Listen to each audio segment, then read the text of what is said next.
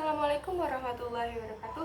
Hello, it's me Fatinia Kamila dari kelas 12 MIPA 5. Jadi di video kali ini aku akan membahas mengenai public speaking. Tunggu dulu, ini video bukan mau membahas pengertian public speaking itu apa atau dan lain sebagainya, bukan itu guys. Tapi aku akan memberitahu kalian bagaimana cara meningkatkan skill public speaking kita berdasarkan pengalaman aku pribadi. Jadi yang pertama itu percaya diri. Percaya diri itu penting banget guys. Kenapa? Karena itu merupakan sebuah fondasi kita untuk melakukan public speaking. Sesuai namanya, public umum, speaking berbicara. Artinya kita berbicara di depan umum. Nah, kalau misalnya kita tidak terbiasa, maka kita akan sangat tidak mampu untuk melakukannya. Sama aku juga dulu kayak gitu. Tapi aku punya tips untuk meningkatkan percaya diri kalian.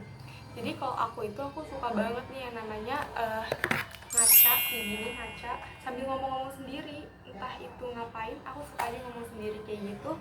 Karena dengan berkaca ini kita bisa melihat ekspresi kita ketika berbicara seperti apa. Terus udah pas belum nih mimik mukanya kayak gitu.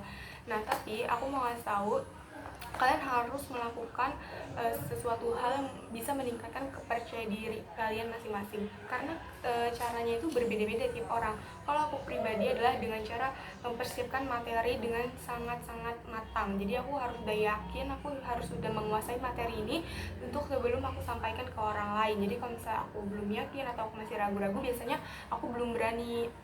Terus yang kedua adalah aku dengan cara mempersiapkan look aku kayak gini. Kalau misalnya aku udah yakin nih look aku udah bagus menurut aku, bukan menurut orang lain, maka aku akan lebih percaya diri untuk tampil di depan orang banyak. Nah, aku punya cerita. Jadi waktu dulu itu, waktu SMP, aku pernah ikut lomba storytelling. Aku nggak nyangka ternyata aku lolos seleksi itu. Dan setelah lolos seleksi, aku diminta untuk konsul ke pengajar aku. Dan aku udah memperbaiki kesalahan-kesalahan dan aku siap buat di hari H itu lomba. Aku dari rumah udah pakai kebaya, udah rapi, udah oke, aku udah makin percaya diri.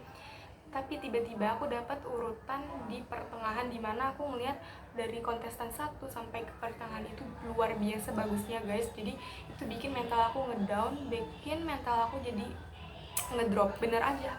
Pas aku tampil itu, aku awal-awal tuh yakin bahwa aku bisa.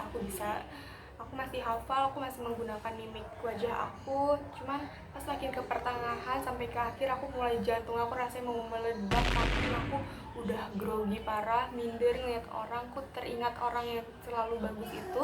Akhirnya bener aja, aku pas sampai akhir aku nggak menyelesaikan teksnya karena aku lupa, aku ngeblank dan akhirnya aku kalah. Nah, menurut aku itu pengalaman yang sangat berharga bagi aku, karena semenjak saat itu aku jadi tahu apa yang membuat aku akan tampil bagus atau apa yang membuat aku akan jadi jelek. Dan kalian pasti sering atau mengalami istilahnya itu insecure, minder sama orang lain.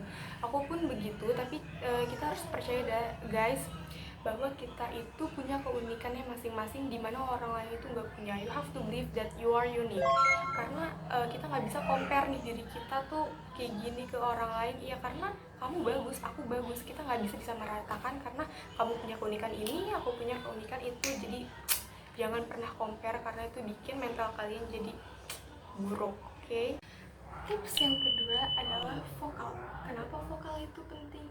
Emang sepenting itu yang harus public speaking? Oh ya, jelas guys, kenapa aku bilang itu penting? Karena yang pertama dari volume. Ketika kita berbicara, kita harus mengatur volume kita supaya suaranya nggak terlalu besar ataupun terlalu kecil. Karena ketika suara kita terlalu kecil, kita akan penuh effort nih ngedengerin orang ini ngomong apa sih, dan itu akan menyusahkan kita kalau kita ngedengerinnya dari awal sampai akhir. Tapi kalau misalnya kalian berbicara juga terlalu gede volumenya, itu tuh akan bising di telinga kita dan gak enak untuk didengerin.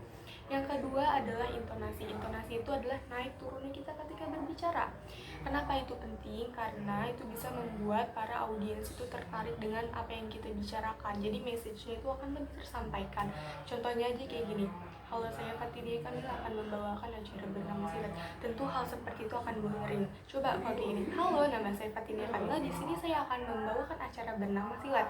Nah, itu baru benar tuh, karena ada naik turunnya, jadi orang lebih interest gitu buat dengernya. Dan yang ketiga itu ada artikulasi. Artikulasi itu jadi kita mengucapkan kata-katanya itu dengan jelas.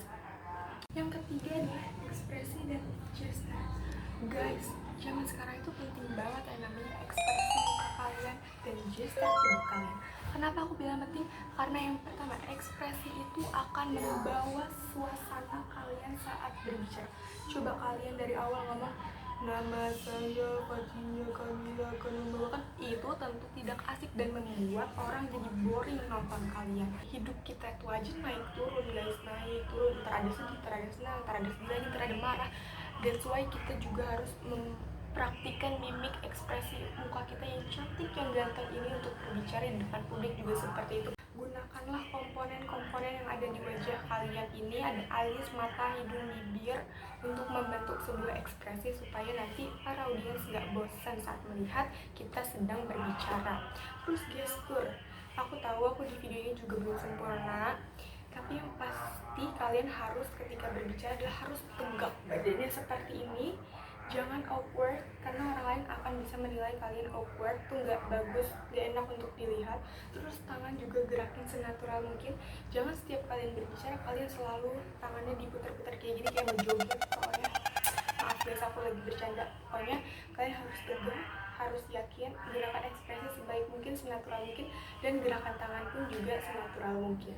Dan yang terakhir adalah komunikatif. Kenapa aku bilang komunikatif? Karena penting banget guys, antara kita sang pembicara dengan para audiens harus berinteraksi, harus bisa berkomunikasi. Seperti apa caranya? Menurut aku yang pertama, kita harus bisa nanyain nih mereka, misalnya gini, halo apa kabar semua, sudah pada makan belum nih, kayak gitu. Kita bisa tanya kayak gitu. Atau kalau emang kalian orangnya lucu, kalian bisa sisipin jokes atau humor di tengah kalian berbicara. Tapi nanti aku takut gak lucu, aku takut garing.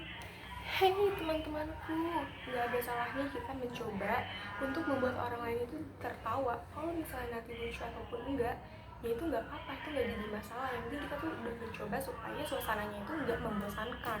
Kita juga kalau misalnya jadi penonton, kita pasti bosan kan kalau misalnya tuh datar-datar aja, membosankan, nggak ada lucu-lucunya, nggak diajak ngobrol, ya kan? Maka itu penting banget. Aku mohon maaf sebelumnya, aku mau bilang kalau aku bukan ahli di bidang public speaking, enggak sama sekali. Aku juga nggak sempurna di bidang ini, cuman aku hanya mau membagikan berdasarkan pengalaman pribadi aku, bagaimana aku meningkatkan skill public speaking dari waktu ke waktu. Semoga ini bermanfaat bagi kita semua. Dah.